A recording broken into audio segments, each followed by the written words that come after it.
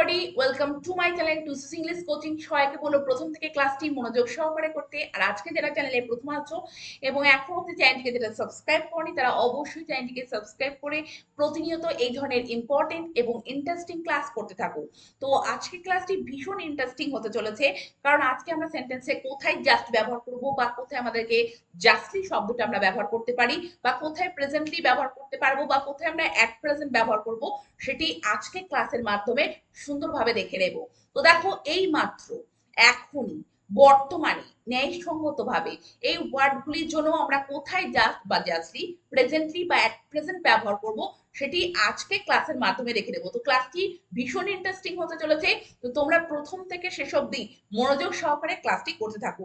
তো প্রথমে কোন সেন্টেন্সটি রয়েছে, যেখানে দেখো আমরা কোন অ্যাডভার্বটি বা কোন ফ্রেজটি ব্যবহার করতে পারি সেটি আমরা দেখে নেব। তো প্রথম সেন্টেন্সটি কি রয়েছে দেখো, রিতম এইমাত্র তার বাড়ির কাজ শেষ করেছে। এই ওয়ার্ডটি খেয়াল রাখবে, এই মাত্র। তো দেখো, কোন কাজ এইমাত্র বা সবে মাত্র শেষ হয়েছে বা অতীতে শেষ হয়েছিল, তো সেক্ষেত্রে সবে মাত্র বা এই মাত্র বোঝাতে আমরা কি ব্যবহার করতে পারি, আমরা ব্যবহার করতে পারি জাস্ট। তো সেন্টেন্সটিকে প্রথমে আমরা দেখে নেব, তারপর আমরা বুঝে নেব। Ritam has just finish his homework.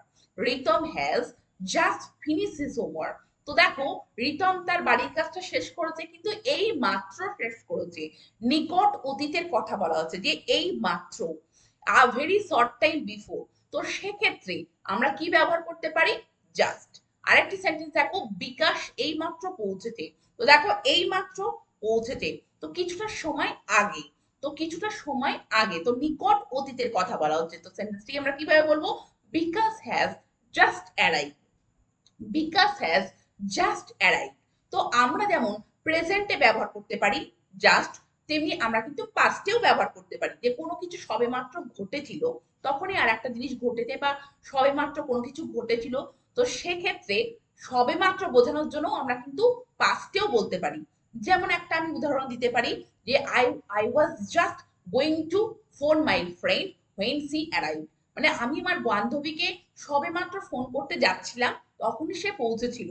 তো তোমরা দেখছো জাস্ট, যে a very short time before বা নিকট অতীতের কথা বলা হচ্ছে। তো সেই ক্ষেত্রে আমরা কি ব্যবহার করতে পারি, অ্যাডভার্ব জাস্ট ব্যবহার করতে পারি। পরের সেন্টেন্সটিকে দেখো, রথিন এখনই। তো দেখো, আমরা শিখলাম এই মাত্র, কিন্তু এবার দেখো এখন। তো রথিন এখনই আমাদের বাড়িতে আসবে। তো দেখো, আসেনি, আসবে। তো এখনই আসবে। তো নিকট অতীত নয়, এখানে কিন্তু নিকট ভবিষ্যৎ। তো তার জন্য আমরা কোন ওয়ার্ড ব্যবহার করতে পারি, সেন্টেন্সটিকে দেখো, Rathin will come presently to our house. Rathin will come presently to our house. তো দেখো, নট নাও, এখন নয়, বাট আফটার সাম টাইম, কিছুটা সময় পরে। তো সেক্ষেত্রে এখনই বোঝানোর জন্য, নিকট ভবিষ্যৎ কথা বোঝানোর জন্য আমরা কি ব্যবহার করব, অ্যাডভার্ব যেটি ব্যবহার করব সেটি হলো presently. Rathin will come presently to our house. পরের সেন্টেন্সটিকে দেখো, শীঘ্রই তুমি সফল হবে। শীঘ্রই মানে এখনই নয়, কিন্তু তুমি কিছুটা সময় পরে, তুমি কিন্তু কিছু সময় পরে বা কিছু সময় পরে তুমি কি হবে, সফল হবে, মানে খুব শীঘ্রই। তো সেক্ষেত্রে আমরা কি ব্যবহার করতে পারি, you will succeed presently. You will succeed presently. তো দেখো, আমরা প্রেজেন্টলি কখন ব্যবহার করব, নিকট ভবিষ্যতের কথা যখন এখনই বোঝাবে বা শীঘ্রই বোঝাবে। তো সেক্ষেত্রে আমরা নিকট ভবিষ্যতের জন্য যেটা ব্যবহার করতে পারি, প্রেজেন্টলি। এবং এই মাত্র বোঝানোর জন্য আমরা যেটা ব্যবহার করতে পারি, নিকট অতীত বোঝানোর জন্য, সেটা হলো জাস্ট। পরের সেন্টেন্সটিকে দেখে নাও, বীরেশ বাবু বর্তমানে লন্ডনে থাকেন। তো দেখো, বর্তমানে, নাও, এই শব্দটিকে বোঝানোর জন্য আমরা কিভাবে সেন্টেন্সটিকে বলতে পারি, বীরেশ বাবু resides in London at present বা বীরেশ বাবু lives in London at present. তো দেখো, যে ফ্রেজটি ব্যবহার করতে হবে সেটি হলো এট প্রেজেন্ট। এট প্রেজেন্ট মানে নাও। তো বর্তমানে থাকেন, তো তার জন্য কিন্তু আমরা প্রেজেন্টলি নয়, আমরা কিন্তু যে ফ্রেজটি ব্যবহার করব, এট প্রেজেন্ট। আরেকটি সেন্টেন্স দেখো, বর্তমানে ঋতু মামার বাড়ি থেকে লেখাপড়া করছে। তো দেখো, বর্তমানে, তার জন্য আমরা কি ব্যবহার করতে পারি, at present. At present Ritu studying from her maternal uncle's house. তো at present এই ফ্রেজটিকে আমরা সেন্টেন্সের শেষেও প্লেস করতে পারি, প্রথমেও প্লেস করতে পারি।